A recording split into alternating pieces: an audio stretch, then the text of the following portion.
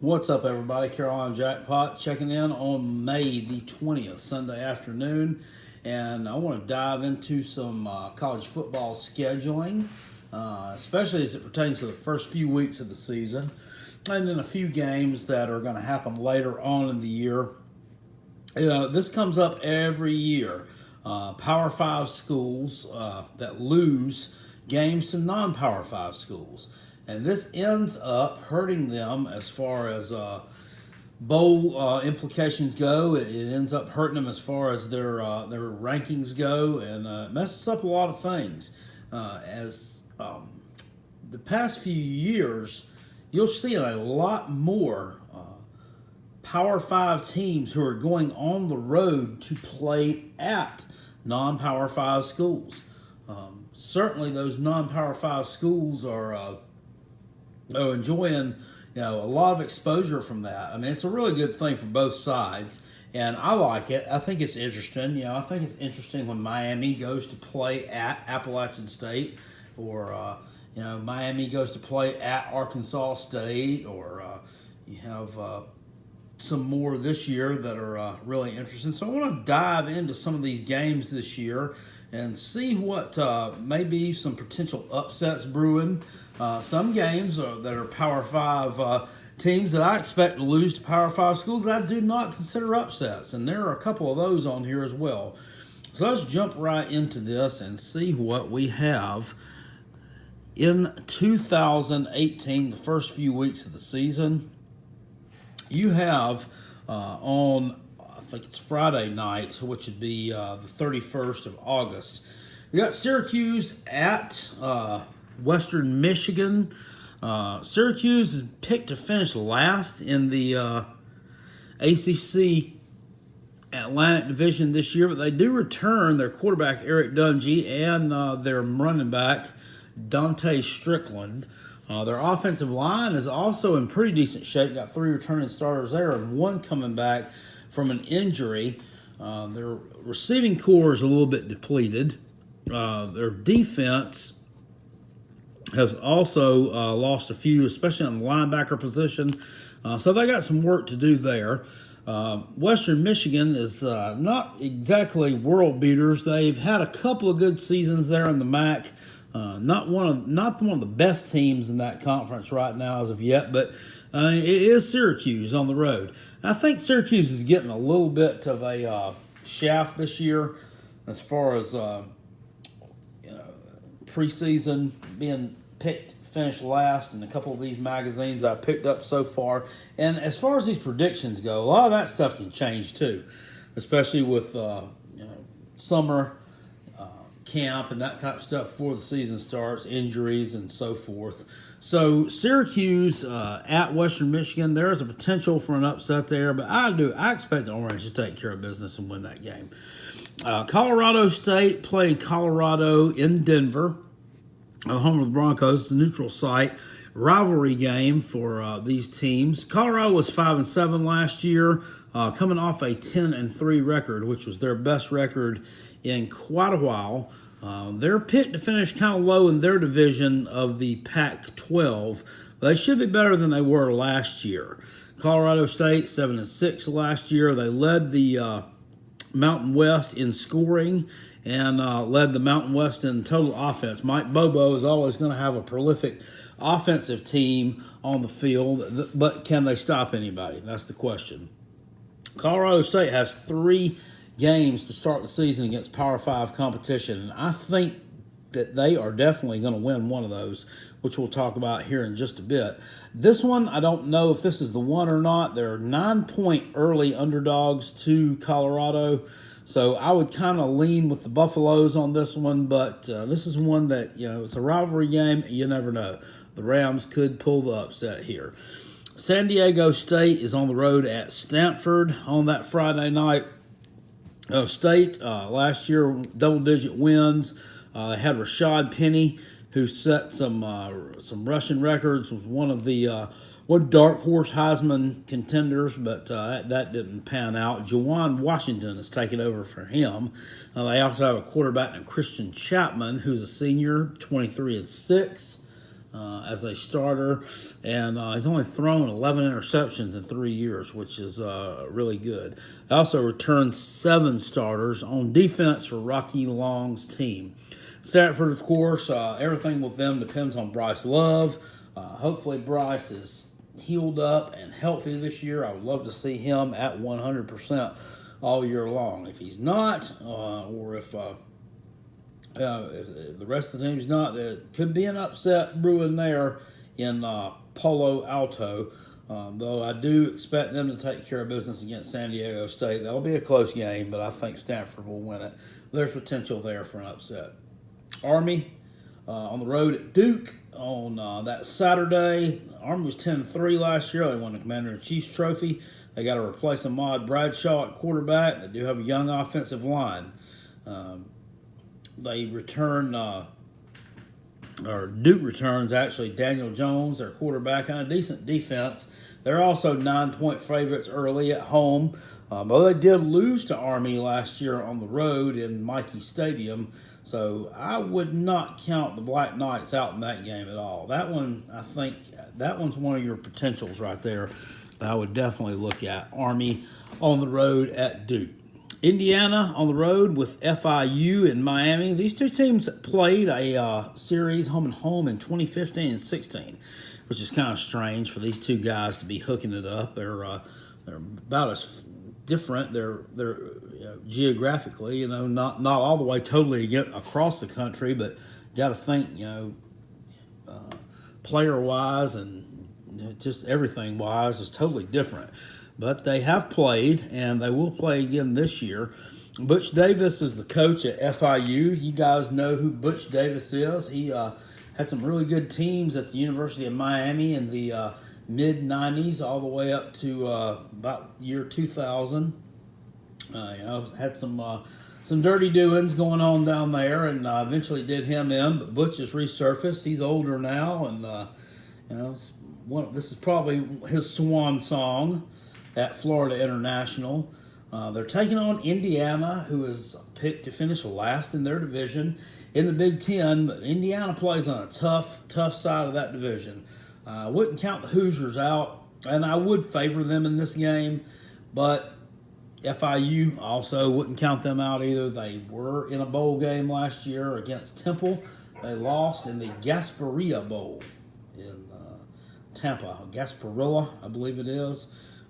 FIU, look for them to be competitive in that game. The spring, the upset could happen. Another one I want to look at, Florida Atlantic is on the road at Oklahoma. Now, somebody had to schedule this several years ago, and this is quite an interesting matchup right now. Lane Kiffin, the coach at Florida International. This guy's never at a loss for words, or Florida Atlantic, excuse me. Got stuck on them. They're at Oklahoma. God, could you imagine if Baker Mayfield was still the quarterback at Oklahoma and Lane Kiffin is the coach at FAU going at it? I mean, that would definitely be some kind of Twitter war right there, I would think. As it is, Baker's gone. Oklahoma's rushing in Kyler Murray as the starting quarterback. Kyler has never been the top guy. He came from Texas A&M, did fairly well back in the 2015 season, sat out 2016, transferred, and played a little bit last year. Now he's going to take over for Mayfield. It seems like everybody transfers nowadays in college football, especially at the dang golden quarterback position. They may be transferring a lot more at other positions that you don't know about, but of course the quarterback position is the one that is really in the limelight. But heck, old Mayfield himself was a transfer from Texas Tech when he was a freshman. So this is a 22.5 point line right now. Oklahoma's a favorite. I don't think Florida Atlantic's got what it takes to beat them. They returned their running back, Devin Singletary, 32 touchdowns last year on the ground. 32. They will be starting a new quarterback, so he'll likely be a transfer player. And, of course, you got Murray starting at quarterback for the Sooners and Rodney Anderson, running back, who had 18 touchdowns last year. This is an interesting game to me. all the way around. I like Oklahoma to win it, but if it were me right now, we'll talk about this more probably the week before the game. We'll come out with some when the official lines come out on them, and we'll do like we did last year, and I'll discuss them all. But I would take I'd take FAU to cover that spread right now. Not really like that. All right, USF. This is the Bulls are at home. Actually, that is a home game for South Florida against Georgia Tech. I inadvertently typed that it was a road game. It's not a road game. It's a home game for South Florida. They got to replace Quentin Flowers, their quarterback. They've also got to replace a couple guys at the running back position. They do have some receivers returning.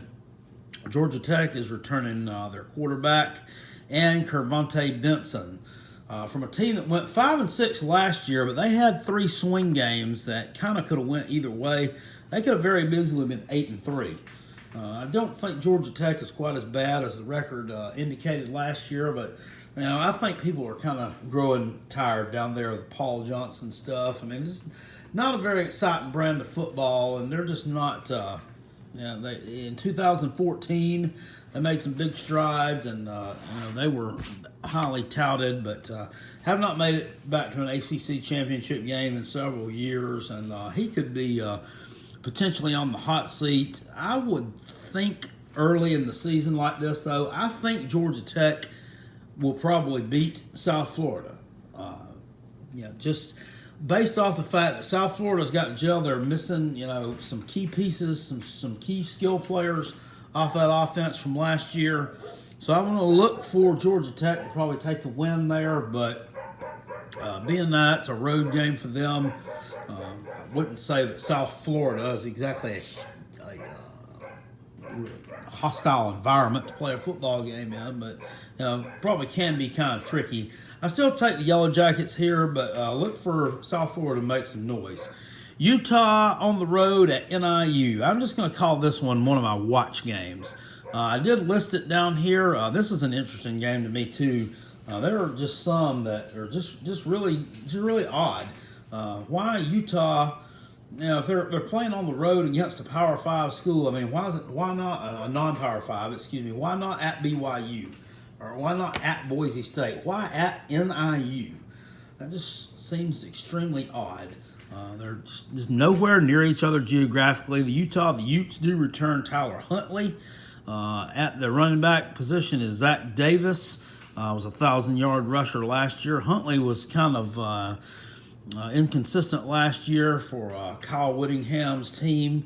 I'm going to pick them here to take a win over this. NIU's returning their starting quarterback. Their offensive line is strong. Sophomore quarterback Marcus Childers. They had an 8-5 record last year. If they could get everything working correctly this year, they could make a push for winning the division title there in their side of the Mid-American Conference. Wyoming on the road that day at Mizzou. I'm going to put this one as one of my watch games as well. Last year, I could have kind of bought into it, especially earlier in the season. Right now, Wyoming has a lot to replace. They got to replace Josh Allen, who is their quarterback, and there's just not a lot of talent around him last year, and they just don't have a lot of talent this year. Missouri got Drew Lock and Demaria Crockett as their running back that returns. They got some solid players returning on defense from a team that had a lot of momentum last year. In the second half of the season, it got kind of cut off right there at the bowl game time. They lost to Texas. I thought they would roll in there and win that Texas Bowl against the Longhorns, but they didn't. I'm going to put a watch on this one just to see what happens. I will take the Missouri Tigers to win this game. However, Wyoming could surprise and make a ball game out of that. Fresno, the Bulldogs, on the road at the Golden Gophers of Minnesota. They went from 1-11 in 2016 to 10-4 last year. They're returning their quarterback Marcus McMarion, and they employ a 3 running back tandem that tallied over 1,700 yards last year. Minnesota, yet another team that has to replace the quarterback position. They have no one on campus right now who has barely thrown a pass in a college football game. or 5-7 last year. With that kind of experience, they'll be hard pressed to repeat that this year or better it. This is one of the ones that I would definitely be looking at the non-Power 5 team to be the favorite there. And as well as this game, kicking off the next week, and I put on here bet the house payment. UCF on the road at UNC. Tar Heels 3-9 last year, but have went to bowl games in about 5 years in a row. They have a young offensive line, which is be in front of quarterback Chaz Surratt. UNC was really disappointing last year. A lot of the games they were blown out in. Just a huge disappointment. Coming off of 2015 when they were the ACC Coastal Champs and made an amazing run there. Had a decent team the next year. Just really fell off the map last year. I had Brandon Harris at quarterback. It was a transfer from LSU. That didn't work out. I got to get some continuity going there. Larry Fedora should definitely have a better team this year. How much better, I don't know. UCF, seems like the only thing they're missing is their coach, Scott Frost.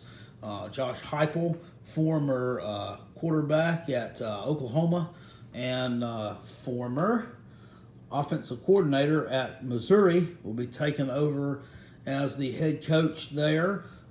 They still have a dual threat quarterback, Mackenzie Milton, thought of by many to be one of the top draft picks next year. Certainly an All-American type player at the quarterback position. The Knights were just phenomenal last year. I just can't say enough about them. Undefeated, won a New Year's Six bowl game against Auburn. Proclaimed themselves national champions. So I think they're going to go on the road. At UNC, I think they'll definitely take care of business in Chapel Hill, probably win this game by several touchdowns. South Florida, that day playing a neutral site game against the Illinois, the Illini, in Chicago at the Bears Stadium. By this time, I think South Florida will kind of gotten it together a little bit more so than they did have in the week game against Georgia Tech. Illinois with 3-9 last year. They got to replace their quarterback as well, but they do return 7 starters on defense. So a little bit more experience there. Coach Lovie Smith has recruited well, but that hasn't translated to wins on the football field. And if he doesn't get things together and probably at least finish around the 500 mark this year, he's probably going to be out of a job because I would think they're definitely expecting some decent results from this guy, and so far just has not delivered. Boise, the Broncos, always tough, always in the mix of things. Champs of the Mountain West or close to it. They're at Oklahoma State there on the 15th. Oklahoma State's got to replace a lot this year. Mason Rudolph, of course, is gone. They've been 10-3 the past 3 years in a row. They do return their running back, Justice Hill. 2,600 yards for Justice in 2 years. They are for Mr. Gundy's club. So being there, it's in Stillwater. I'm going to take Oklahoma State to win that game, but Boise, with them, anything can happen with these guys. A quarterback, Brett Rippon, was an all Mountain West Conference quarterback 2 years in a row, freshman and sophomore year. You can't expect a lot more from these guys. They're giving you about all they can. So I about call that one a toss-up, but being that it is in Stillwater, I would still take Oklahoma State to win that one. Here is one I would take the non-Power 5 school in. Houston on the road at Texas Tech. And does Houston really seem like a non-Power 5 school? I mean, they seem like they should be in the Big 12 with all those other Texas teams to me, but they're not. They're in the American Athletic Conference with the likes of Temple, East Carolina, UConn, and South Florida. Texas Tech has to replace the quarterback position. They should be in good shape, though. Cliff Kingsbury, their head coach, former quarterback for the Red Raiders back in the day. They were 6-7 last year. He's definitely on the hot seat. Houston appears to be solid once again under Major Applewhite, and I would look for them to take the victory in Lubbock against Texas Tech in week number 3. North Texas at Arkansas. This is another one that I would keep my eye on as well. They have 16 returning starters. The Mean Green, they're picked to win their side of Conference USA. Mason Fine is their quarterback. He's a 5'10", 190-pound guy, kind of a dual threat type player. 4,000 yards last year, though, through the air, and 31 touchdowns he's accounted for. So they could be a tough out. Definitely be a tough out. Arkansas, I think, is going to win eventually under Chad Morris. I think they will be, at least the middle of the pack, if not a upper echelon team in the SEC West in a few years. It's going to take Morris a few years. He was at SMU. That was kind of a rebuilding project, and he kind of got yanked on out of that one early. Just like they really didn't finish the deal with him there. This job came calling, and was evidently something that he wanted to do. So I will take in that one North Texas to beat Arkansas in Fayetteville or Little Rock. I'm not exactly sure where that one's going to be at, but look for the Mean Green there to take the non-Power 5 victory over the SEC West team. We didn't talk about Arkansas, Colorado State, which is also on 9-8. That's of the 3 Power 5 teams Colorado State plays this year. Arkansas is the one that I think they stand the biggest chance of beating. Of course, Colorado in week 1, we already talked about. They got another Power 5 SEC opponent in week 3. So Arkansas actually could be looking at 2 losses to non-Power 5 schools this year. It's not inconceivable that could happen. Colorado State, once again, they're in my mouth, so we're going to go ahead and talk about them some more. That's the game against Florida on the 15th in the Swamp. This one I think will be a little bit tough for them. Florida's got to figure the quarterback position out, but they do return an intact defense, as well as a couple of decent guys at the running back position. Jordan Scarlett. All I think things need some coaching. They need some coaching, and Dan Mullen, I think he's the guy to do it. I've said it before in some of my videos, and I'll say it again. I think that Mullen did more with less at Mississippi State than a lot of guys that you will see. He's an impressive head coach, especially coaching up some guys there at the quarterback position. I think he's going to do well at Florida. I don't think they're going to transform themselves right back into world beaters next year, but give him a couple of years and expect these guys to be right up there at the top of the SEC East with Georgia and whoever else decides to challenge them. South Carolina, if we decide we want to play ball, we could definitely be up there as well. Troy on the road at Nebraska. This is another one. Troy is returning 5 starters to the best red zone defense from college football in 2017. They were 11-2 last year, the Sun Belt Conference champions. As we know, last year they went on the road and beat LSU. We also know that Nebraska lost at home to NIU. Scott Frost is another one who is going to do a great job, I feel like, at Nebraska, his alma mater. He returns them to their prominence that they have enjoyed in the past. I feel like they'll erect a statue of Frost if they don't already have one right now. 2018 is not going to be it. They're not going to return to their prominence of years past. In 2018, he's got to get some players in there that can run the system his way. And unfortunately, I think they're going to take one on the chin this day.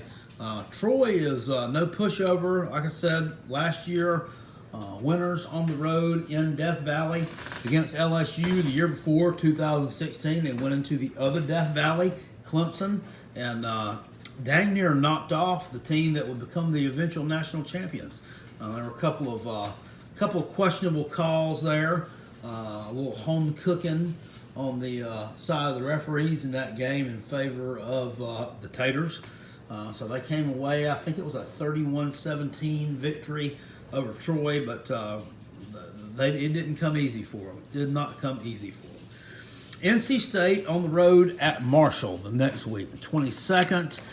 They're returning their quarterback, Ryan Finley.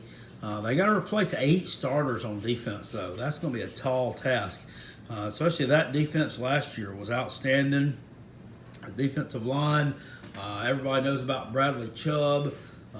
They got a few skill guys back at the wide receiver position, but they also lose Jalen Samuels, who was a player that's kind of a hybrid type position, wide receiver slash running back guy that could just about do anything you wanted to on the football field. He could throw the ball a little bit. Look for, I think NC State take a little bit of a step back this year, and I think Marshall's going to take another step forward. They're going to have to replace their quarterback, Chase Litton. He declared for the NFL draft. They got a guy coming in, a 6'5", 225 transfer from Wagner named Alex Thompson. Now, just because he's tall doesn't mean that he can play, but Doc Holliday's had a tradition of some big arm quarterbacks there at Marshall. They're returning 2 800-yard rushers in the backfield and all-conference wide receiver Tyree Brady.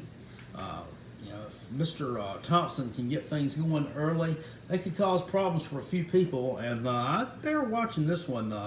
Marshall at home, no pushover. They're no pushover, definitely where they play at. And my Gamecocks play them in week 2. They'll be playing them, or week 3 rather. They'll be playing them a week before this. And I don't think that that's a given for us either. I talked about that in one of my earlier videos. I think that if the ball bounces their way and we come not ready to play and they come ready to play, that we can lose to Marshall. It's not inconceivable. We've done it before.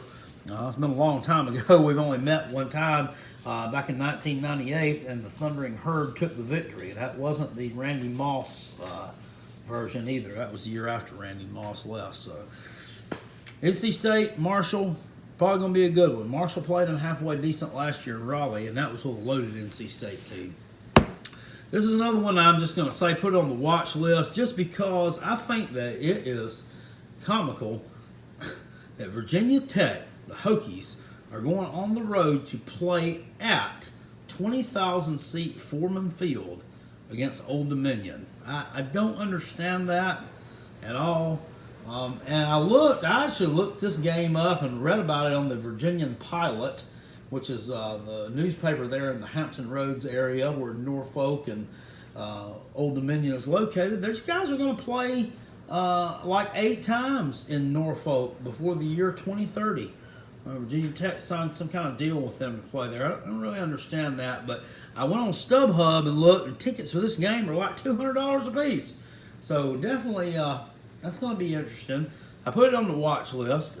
It's going to be a blowout. Virginia Tech will blow them absolutely out of the water.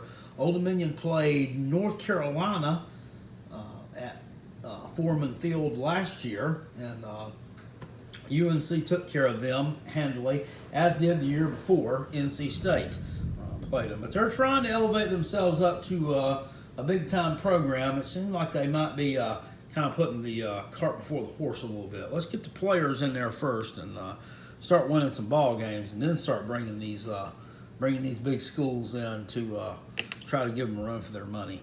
Buffalo on the road at Rutgers. Buffalo is one of the dark horse teams to win the MAC. They got a lot of experience returning on offense. Rutgers, another team that is in the same boat as Indiana. They're also in the same boat as Maryland.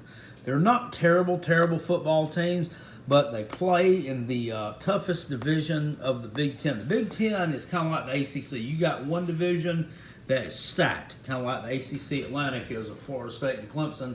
And then you got one division that's garbage, the ACC Coastal. Same way with the Big Ten, the Big Ten East over there with Michigan, Michigan State, Ohio State, Penn State, really tough to play in. Rutgers with Chris Ash. They hadn't been to a bowl game since 2015. 14. They returned their starting quarterback. This one bears watching. I would think that the Scarlet Knights will win this game. They played a tough game at home last year in the opener against Washington. They took the Huskies into the early fourth quarter before they finally kind of faltered there at the end. But look for Buffalo to make this a decent ball game to watch. A few left on here for us to look at. Kansas State on the road at Central Michigan on the 22nd. Kansas was 1-11 last year, but they returned almost everyone to the team that was a starter from last year. Is that a good thing? I really don't know. Experience, yeah, they have experience, but they have experience with losing. They signed 2 4-stars who are probably going to contribute immediately. One at the running back, one at the defensive back position. Haven't been to a bowl since 2008. But they can win at Kansas. Winning at Kansas is not out of the question. Mark Mangino did it. It took them to the Orange Bowl back in, I think it was, 2007 or so. They were there against Virginia Tech. They're not, terrible. I don't understand why they wouldn't invest a little bit more in the football program and try to bring it up just a little bit. David Beatty, they say he's on the hot seat there. If they fire the guy, they're really going to bring anybody else in that's really going to make a lot of strides. Kansas needs to look at the way they operate there and do a little bit more to help the football program out, because I think it could be a decent football program. I think they could get up to the level of like a Missouri, another rival type team there in the region that they're in. Against Central Michigan, definitely not one of the better teams in the MAC. They lost to Idaho Potato Bowl last year, and they're poised to take a step back. But let's face it, they're playing Kansas. They could win. The 22nd, Louisiana Tech on the road at LSU. Would not look for the Bayou Bengals to lose another game to a non-Power 5 team, especially in their home building again this year. But stranger things have happened. Louisiana Tech's been known to push bigger schools. They played a close game with my Gamecocks last year before we were able to pull the victory out. They have went on the road and defeated, was it Alabama they beat? Or maybe that was UL Monroe one year. But just it bears watching. It's a in-state rivalry. I think LSU will take care of business there, but just watch that one. Also watch on Army at Oklahoma. I don't think that Army is going to be able to pull this one out by any stretch of the imagination. Though last year they went on the road and played at Ohio State, and they gave them a decent game. They ended up losing 38-7, but it was not. The final score looked a lot worse than what the game really was. Army was held tough with them, especially in the first half. Kind of let them pull away from them in the second half a little bit. But bear watching this one. If Oklahoma has any kinks to work out, I think they'll have them worked out by this time in the season. So I expect them to take care of business against the Black Knights in Norman. But still an interesting game. Pitt on the road at UCF. That's another, in my opinion, a bet the house game that UCF will win this one. Pitt was 5-7 last year. They do return most of their starters. They should be improved over that last year. How improved, I don't really know. I don't think that they will be improved enough to beat UCF. I think they'll get boat raced as well, as do, I think, the North Carolina Tar Heels will. Temple on the road at Boston College on the 29th. Temple was 7-6 last year. They returned their quarterback. That was Boston College. It was 7-6 last year. They returned their quarterback, and A.J. Dillon, a 1,600-yard rusher as a freshman with ACC Freshman of the Year. Temple was 7-6 last year as well. They returned their starting quarterback, Frank Newtile. They won the Gasparilla Bowl last year against FIU. I would look for them to continue making strides. They came on late in the year last year. I would look for the Eagles to win this game, but look for Temple to make it interesting, keep it close. The 20th of October will be the last one that we'll talk about here. By this time of the year, everybody's pretty much wrapped that stuff up. It's playing conference games, but here's a rare non-conference matchup kind of in the middle of the season for the Missouri Tigers. against Memphis. They're having a quarterback battle to replace their departed starter Riley Ferguson. They got to improve on defense. They did win last year against Power 5 team UCLA in the Liberty Bowl. So, anything's possible with these guys. They've beaten Ole Miss in the past few years. That was when Paxton Lynch was running the show there at quarterback. They've got to improve on defense, though. Missouri returns Drew Lock. He was the all-SEC quarterback. Interestingly enough, they have a new offensive coordinator, and it's Derek Dooley, former head coach at Tennessee. I did not know that. So, expect some big things from Missouri this year. I expect them to be one of the dark horse contenders in the SEC East. All right, guys, I hope you enjoyed that. It's been a little bit lengthy, but there were a lot of games to go over there. And let me know what you think in the comment section below. And, if you have any other games there that you think bear watching and you think could be interesting, let me know. If you like the video, give it a thumbs up. If you think I'm an idiot, give it a thumbs down. It really doesn't matter to me. Any type of feedback is encouraged and appreciated. I will see you guys later, talk with you later, and go Gamecocks.